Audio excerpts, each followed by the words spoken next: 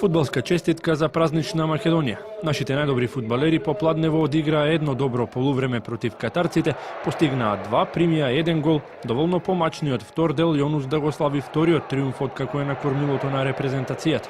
Компланираното тргнавме рано во мечот. 8 минута Шумуликовски се обиде атрактивно. Неколку акции подоцна Стојков не искористи топка за која стрелците сонуваат, најувајќи ги проблемите со реализацијата.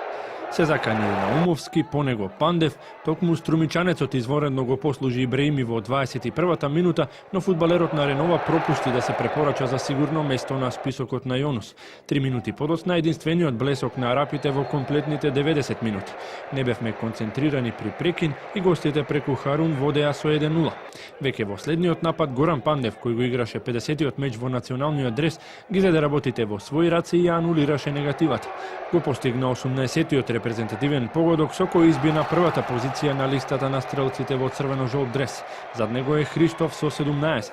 Пандев не застана тука, ги вознемируваше катарците и во продолжението на дуелот.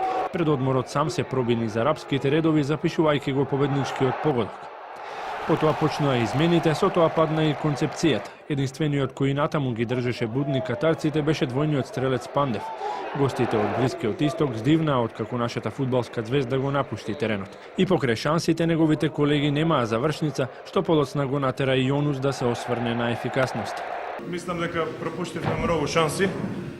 Сами видовте, требаше објективно во прво полувреме да го решиме на преврат. Дел од таа вина е, да речам, и слабата форма на некои играчи, реализаторска форма, инаку ми се допана играта.